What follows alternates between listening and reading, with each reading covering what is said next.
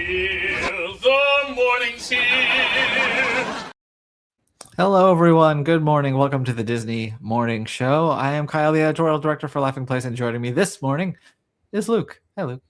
Hi, everybody. Apologies ahead of time for my voice. I'm getting over a little seasonal sickness. No, Luke has Super Bowl fever, I think is what it is. Yeah, I definitely watched all of the Super Bowl.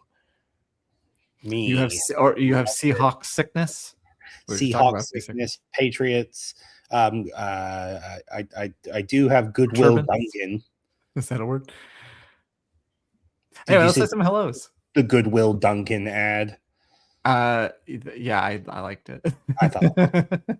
Anyways, we're saying hello to all our usual viewers. Fred Ramirez, top of the morning to you, who was disappointed that there was no trailer for Toy Story 5. Get there. But we got two Toy Story spots now, but I don't think we're going to talk about the other ones today. Gio was also upset that there were a lot of trailers missing. And we're also saying hi to Bracelet Bliss HQ. Hello. Betsy. And yes, Fred. Oh, wait. No, we got more comments, so I got confused. Yes, Fred, you did see me. Hello. Hi. Disney Spirit Hope and Dreams, Adrian Disney. Hi, everyone from Visalia, California, the gateway to Sequoia National Park. Lots of new faces today. Maybe people are members of the 12 that wanted to tune in. So welcome to all of you. Thank you very much for joining us for the Disney Morning Show. Let's get started the way we start every show. So when we did this on whatever day that was, Friday, the stock was at 107.77. Let's see where it's at right now. 107.67, ever so close, just down slightly on the day. But we'll see what happens as time goes on. Just a small little drop. Yeah.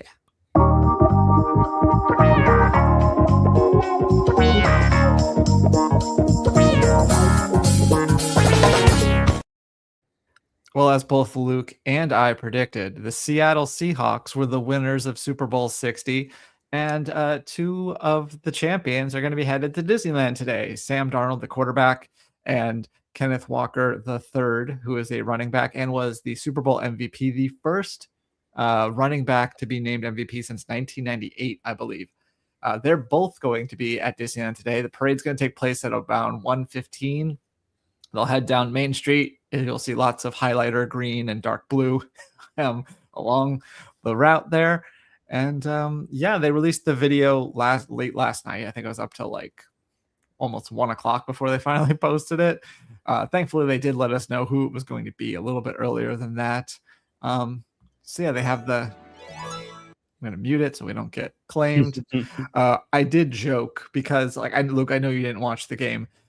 There's not many highlights, and I'm like, maybe the video is going to take a while. Like, yeah, see, he's a running back, so yeah, you passed him the ball, but like barely. And then they had to insert some fake crowd stuff because it was a very defensive game. It's not a whole lot of highlights on the offense. In fact, like one of the touchdowns was a defensive touchdown. Is he the super young guy that everyone was talking about, or was that? No, that's Drake May. Okay. Sam Darnold, he's the story because he's played for like 5 teams over the past few seasons. And so him getting a Super Bowl ring before other high-profile quarterbacks like Josh Allen and Lamar Jackson and stuff is kind of funny. Anyway. I know all of those names. We'll have video. We have people in the park today, so we'll have video of the celebratory parade later today. Like I said, it takes place around 1:15, and congratulations to the Seahawks because they're going to Disneyland. Woo! I want to go to Disneyland. That sounds like a good time. But during the game, we did get a couple of special Disney spots, including a unique one that people seem to have mixed feelings about, Luke. Yeah, I mean, I haven't actually watched this all the way through. I just saw a little glimpse of it. But yeah, there's a new ad for the Mandalorian and Grogu.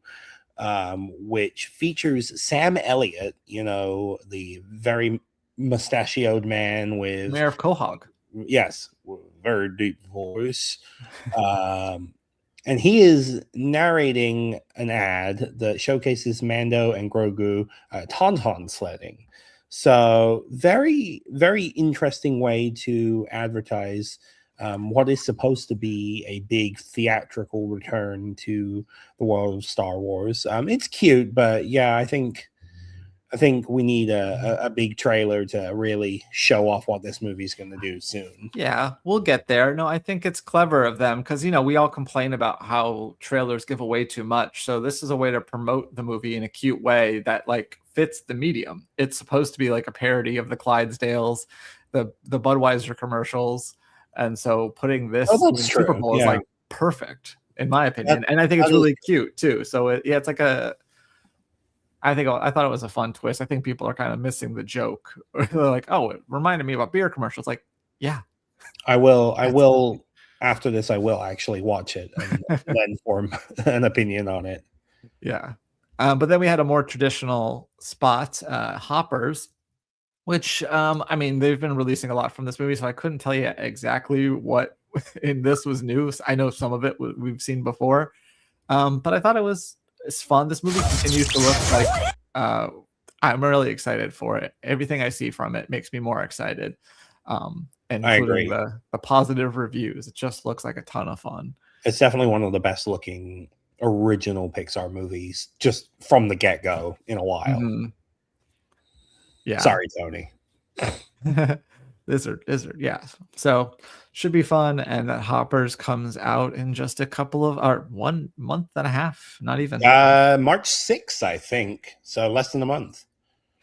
And we said beforehand we were kind of expecting a trailer for Toy Story 5 as well, but it seems some wires got crossed because instead Woody just appears in an ad for Levi's. So let me tell you, I had to take the dog out at some point. I come upstairs and I look at the TV, and the first thing I see is this. And I'm like, oh no, I'm missing it. And then I'm like, wait, what is happening? Because Woody's only like 2 seconds of this. Let's take a look. He's in the first few seconds, thankfully. That's it. And then you go to George Michael and then a bunch of others. So a lot of butts. A lot of butts, which is you could see in our subhead. So yeah, unfortunately no Toy Story 5, but Woody did make an appearance at the Super Bowl, I guess. Got to see part of the game, which makes sense. He's probably lives, I don't know if he lives in Emeryville, but that's not too far. Makes sense. And then we'll talk about it more later, but they just released ESPN just released a spot that has a bunch of clips from different Disney movies talking about the Super Bowl next year, because it'll be on ABC and ESPN again. And it starts off with Woody and Buzz watching the Super Bowl, wishing that one day they could go, but Woody already went. So I don't kind of spoiled now. But yesterday wasn't just the Super Bowl. It was also the 25th anniversary of Disney California Adventure. And they celebrated with special items. This was one of the more exciting things about yesterday for me, celebrating the 25th anniversary of California Adventure from afar. And yeah, guests who entered the park, one per family, got this special commemorative map that featured the original iconic California letters on the front, which can still be found at a museum or somewhere like that. I think it's a park. It's in the north. It's in the north. It's up north, I think. Somewhere up north in California. Doobie was talking about the other day. They said it's not far from them, I thought. But in addition to showcasing some of the special things that were available for the 25th, there was this. I like this little page here with all the logos from almost completely from when the park opened. You've got Condor Flats, the Sun Wheel, California Adventure itself, Maliboomer. There's just one sticking in there that came a year later, and that's Flick's Fun Fair. Yeah. It came a little bit after opening. And then as you folded open the map, it revealed this fun map from the opening year, showcasing, it makes it look big in this photo, but it really wasn't that big of a park back in the day. No Tower. Also, what they used for the backdrop in the Magic Key area for Mickey and Minnie. Yes. No Tower of Terror, no Toy Story Mania, no Cars Land, no Bugs Land even. It was just, opening year, very bare bones. And they did highlight some of the opening day attractions, which are debatable. The only two that haven't been changed at all are Golden Zephyr and Jumpin' Jellyfish, but they highlight some others that are lightly changed. Yeah. Animation Academy. I'm like, the Animation Building, Animation Academy is a different thing entirely, right? Because wasn't it the Mushu thing originally? Yeah, it was the Mushu thing, and then where Turtle Talk with Crush is was originally it was drawn to Magic or Back to Neverland. That's what it's called. The film with Robin Williams and Walter Cronkite. That was there for a few months, and then they swapped that out for One Man's Dream, which was there until Turtle Talk opened. Yeah. So yeah, happy birthday to DCA. But while we were over there, Mike noticed something in the queue for what's it called? Smuggler's Run. There used to be Porg's nests over here as you were getting ready to enter the cockpit. This is from yesterday, and then before that you had the Porgs. And this makes sense because they are changing the timeline. This ride will still be this ride will be in the new timeline. The other one will be in the current timeline. But because the Porgs would have interacted with the Millennium Falcon during the original trilogy, that's why the Porgs are presumably why the Porgs are being removed. So yeah, we'll probably see a couple other little tweaks and stuff that most guests are probably not going to notice, but of course Mike Celestino did. So R.I.P. Porgs. I was going to say I 1,000% would not have noticed that. And that official timeline change will take place on April 29th. So we'll see some stuff leading up to that. There's a couple refurbs going on right now, but that's the official day that the new rules will apply. But going back to DCA, before the actual anniversary, Jeremiah had a chance to go to a D23 event, and they gave us a couple of teases. Just before we talk about that, we got a what do we call this? A super chat? Wow, a super chat. Yes, thank you. Super chat from Tough Luck. And they're asking, what did you think of that Mando and Grogu? Yeah, Chris Kattan was in it doing a weird bit. No, Luke has to watch it all, apparently. Yes. I thought it was a lot of fun. I thought it was a clever idea to fit the theme of what it was airing toward, instead of just throwing out another commercial. I think this probably helped people remember it more than just showing a regular 30-second teaser like the awful Minions teaser. And I will say I am interested now to actually sit down and watch it right after this. Pay close attention when Grogu does the reins and the little face he makes. It's the most adorable thing I've ever seen in my life. I mean, anything Grogu does is adorable, so I'm excited to see that. Yeah. And Fred Ramirez also thought the ad was cute. Thanks again for the super chat, though. We really appreciate that. I don't think we've ever had one during the morning show before. It popped up and I was like, I don't know what to do with this. But Luminaria, Luke. Yes, Luminaria, something I never thought I'd be speaking about in possible future tense, was a show introduced for the holiday season at Disney California Adventure when it first opened back in 2001. I think it ran for 2 or 3 years. The complaints at the time were that, it was perhaps made the area a little too foggy and hard to see because of the fireworks. But Stephen Davison, who is the lead creative executive of Parades and Spectaculars for Disney Live Entertainment, hinted that possibly something like Luminaria or Luminaria itself could return in the future. Yeah, so we'll see if that actually means anything. But that wasn't the only tease we got during this presentation, as Michael Vargo also hinted that D23 tickets for this year could be going on sale in April. I might have even said early April, which is still much closer to the actual event than last time, where we got out a year in advance. The expo, not the expo, the D23, the Ultimate Disney Fan Event, is taking place August 14th, 15th, and 16th of this year. Let's just call it D23. Yeah. And I don't think I'll be there, so I don't care when tickets go on sale. But if you've been looking forward to it, keep your eye out for April, and we'll see if we get more information ahead of that. Dan, the breaking news man, is very excited for the Seahawks being the Super Bowl From champions. Tacoma, Washington. I have been to there. I've been to I went to Puget Sound, whatever college it is, to see a concert one time. So fun. Yeah, I think that's in Tacoma. Anyway, it's Black History Month, and Disneyland is celebrating soulfully. There's a few different displays all throughout the park. And since we were there yesterday for the for the DCA anniversary, we got to go capture all of those. And Luke was nice enough to compile all of the photos from the rest of our team into one guide. So here are some of the people that you can find displays for. Pretty cool idea. These displays are actually a little bit more intricate. I don't know if that's the right word, but more than I would have thought. It's not just they're very they did a nice job of like doing the props and stuff. Yeah, they're very well done. They kind of, it's the sort of thing that kind of, they fit right in, and you wouldn't necessarily notice them unless you're going to look for them. Aside from the like Sorcerers of the Magic Kingdom. Hopefully signs. Yeah, exactly. But these are all throughout both parks, so there's quite a lot to explore, from historical figures like Frederick Douglass and Scott Joplin to some Disney specific figures like Floyd Norman and Martha Blanding. Yeah, and Leah Chase is not actually a Disney figure, except that she inspired Tiana. So we've heard a lot about her in relation to Disney in recent years, especially with Tiana's Bayou Adventure coming out.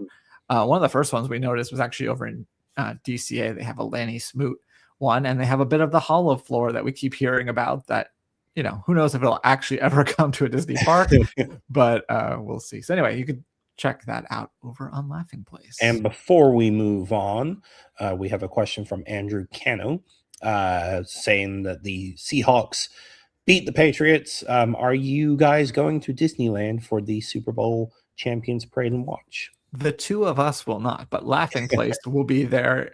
This very YouTube channel or X or however you're watching, we will be there. We'll have footage of the parade, which takes place at approximately 1:15 Pacific today, with Sam Darnold and Kenneth Walker III, who will not be walking. Actually, he'll probably be on a float. But that was silly. Yeah, that's what I do. Gio said Kenneth Walker likes to run yesterday, so I was just trying to top him in terms of corny jokes about his name. But yeah, so stay tuned. We'll have plenty of photos and footage from that later today.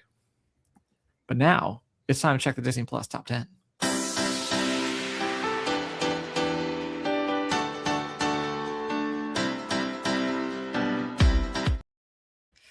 All right, we're going to use the site, which, Luke, I watched Muppet Show. It was fun.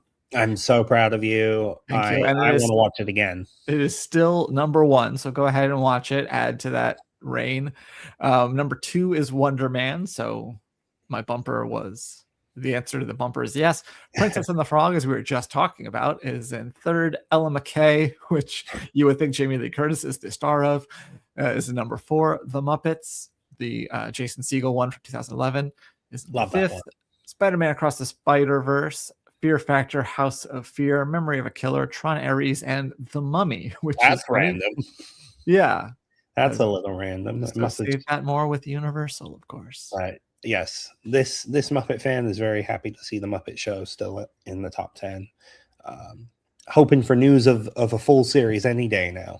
And the soundtrack, so we can get that mix of Man-Child and Islands in the Stream. I've seen a lot of things on TikTok where it's been like, I don't know if I can listen to Man-Child anymore without hearing the She also hit some different vocal like melodies. For sure, yeah, it's a slightly different version. And I've had my share of bad reviews. I still remember my first good one, though. Everything else in this production of Our Town was simply terrible. Joey Tribbiani was abysmal. Well, speaking of pop stars, our own Alex Rife had a chance to go to the first day of the Stars Align tour. Well, I don't know what happened in the photos here. I'll have to get Doobie on that one. But Freya Sky, and we love Freya Sky. We're her number 1 fans here at Laughing Place. So his headline is Concert Review. Freya Sky's Stars Align Tour proves she's ready for stardom. And the Final paragraph. The Stars Line tour may be brief, but shines bright. Freya Sky performs with confidence, clarity, and unmistakable spark of a rising star in the middle of her breakthrough moment. With a debut EP in hand and a fan base that already is outgrowing small theaters, this tour feels like a beginning and more like a launching pad. If Stardust is the first chapter, Freya Sky's next era is coming fast, and on the strength of this show, she'll be more than ready for it. So you can actually check out, this is a playlist, but he has videos of several songs that you can watch over on our YouTube. And let me send this to myself so we can. He also has an article that breaks down all of the songs in the playlist. Yes. In case you've never heard of setlist.fm, come to Laughing Place and we'll show you exactly what you sang. And the rest. Luke, there was so much going on this weekend, including at Universal Orlando. Yeah, there really was, with so much going on in regards to the Super Bowl and DCA's birthday. We kind of forgot.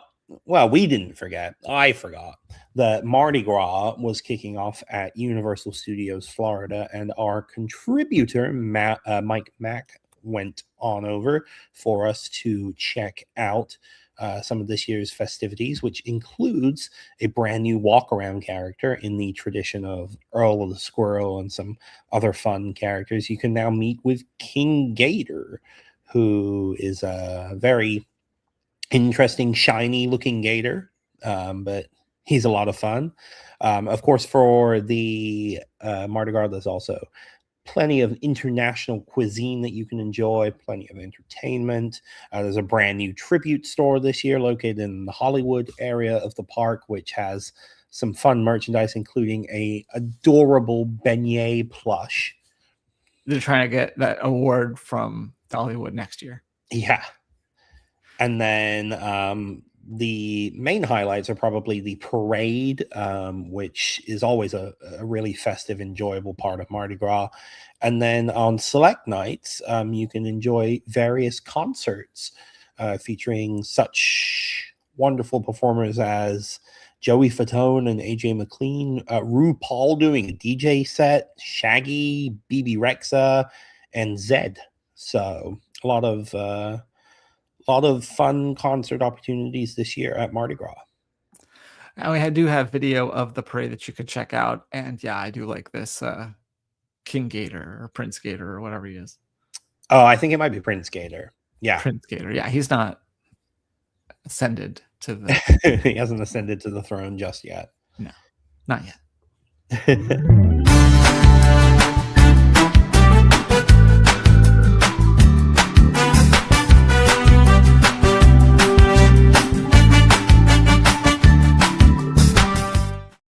Well, our CEO was busy over the weekend. Benji first wrote an article about ESPN and how there are currently some calls from some Wall Street analysts that Disney should spin off ESPN into its own company, and Benji explains why. That's just stupid.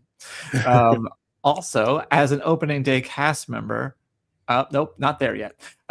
First, Mike Celestino celebrated 25 years of Disney California Adventure in our latest Laughing Place on location. He included some archival footage as well, but this is him here with the Mickey, who is in his Sunshine Plaza outfit. That's what they have the special magic key for. So you can check out the latest episode over on Laughing Place. And then, as I was starting to say before I realized that it was the wrong link, Benji was an opening day cast member at California Adventure. There he is making coffee. There's also another one that I have of him actually roasting the coffee, but Bakersfield Bakery. Yes, which is now Fiddler Pfeiffer and Practical Cafe, essentially. Yes. So he just had some reflections on what it was like to open that park, and obviously it had its struggles, but he talks about how everyone did their best, basically. So you can read his thoughts on Laughing Place as well. Now, you ready for your quiz, or do we have any other comments before we get to your quiz? No, I think we're ready for quiz time. All right. On this day in 1976, an actor was born. His Disney credits include Monsters University and It's Always Sunny in Philadelphia. Charlie Day? Charlie Day, yes. On this day in 1986, an Epcot attraction at Epcot closed. Wait, you could say it was Charlie Day Day? It is Charlie Day Day. Okay, what was the year you said for the 1986, an attraction closed at Epcot. Magic Journeys? Magic Journeys, very nice. On this day in 2005, a book was released that Disney fans have been obsessed with ever since. 2005. It's not affiliated with the Disney company. It was written by a journalist. Percy Jackson? No, it's written by a journalist, dude. About the Walt Disney I don't know. He could be a journalist. And it's about Disney? It's about the Walt Disney Company. Perhaps people at the top of the Walt Disney Company. Is it? Oh, it's like I don't know if it's called this, but Saving Disney. You're close. It's called Disney War.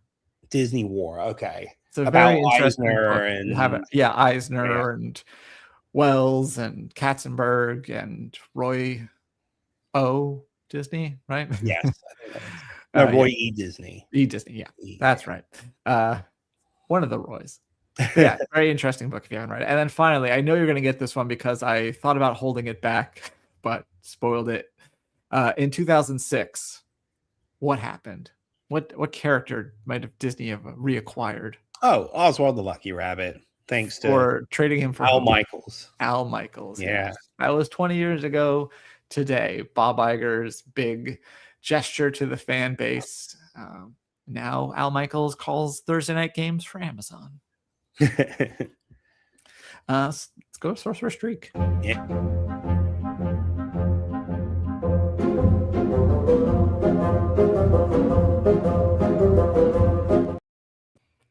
So yesterday on Sorcerer Streak, or for our first question, it said, will opening day attraction Golden Zephyr go the entire day without any unscheduled downtime? And Luke, would you believe it? It actually stayed up the entire day. Oh. So the answer was, oh, wait, I messed this up. Seriously? Go the entire day? Yeah. All right. Sorry. 1 second. Let me fix this.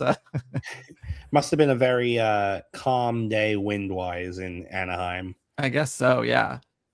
Which is lovely. I really thought that okay, well, will it go? Because, yeah, I think maybe I was thinking that the question was worded differently. Will it go the entire day without scheduled downtime? Yes. So now we refresh, and the answer is correct. Imagine that. And then today's question is actually a crowdsource. Tomorrow is composer Jerry Goldsmith's birthday, and Soarin' Over California is back at Disney California Adventure. Which version of Soarin' is best? You can't see the choices, but they are, of course, Soarin' Over California or Soarin' Around the World. I am locking in my pick. Luke, what do you think? Yeah, I think you can't beat California. I do enjoy World. But I think musically and just feels wise, I think the original is the best. But we got a new one coming this year, so we'll see how that stacks up. Yeah, I'll have to ask this question again in the future. But with that fix of the thing, Doobie is the only one that had any faith in the Golden Zephyr staying up all day, apparently. So he is right. The current winner of his own game, followed by Jim Oakley, Jessica, Jeremy Parker, Gio, Nikki, and me, the featured player, down there at 9th, looking real shabby. Not doing too well this time, Kyle Burbank. Everyone is mourning the fact that the Golden Zephyr didn't have downtime. Yeah, I mean, I don't know. To be fair, I don't know how it ranks everyone when it's a however many way tie, but you know, it feels like a sure shot that the Golden Zephyr would be down on a day like that. Yeah, so, even if it's not wind, like yeah, something's got to bring it down. But hey, I mean, it must be reliable enough for them to keep it around. 25 years into the park's history. Yeah. Well, that's it for what we have on the itinerary, but it's exactly 10 o'clock. So let me refresh real quick and see. What a perfect timing. I will say Rebecca is at Disneyland right now. She was sharing some photos of First Take and whatever other ESPN things are going to be broadcasting from there today. Just saw a tweet right now. We just put up a great start to Josh's tenure would be the commitment to finally finishing the Tomorrowland entrance project at Disneyland. Yeah, That's I'm fair. sure that is top of the list on things Josh Damar needs to do. The person who was previously in charge of parks is finally going to be.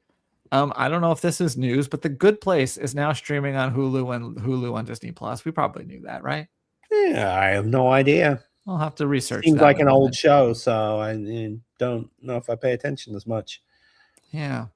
Let me check the Disney Parks blog, see if there's anything happening over there. Scrolled too far. Nope, nothing happening over there either at the moment. So anyway, thank you all for watching. Stay tuned later today as we will have video from the Super Bowl celebration at Disneyland. And then we should be back tomorrow to talk more about the latest Disney news. Anything else from on your end, Luke? No, I can't think of anything. No new comments, but thank you everyone for watching, and thank you once again for that super chat. Yeah. Super Bye, chat. everybody. Have a great day.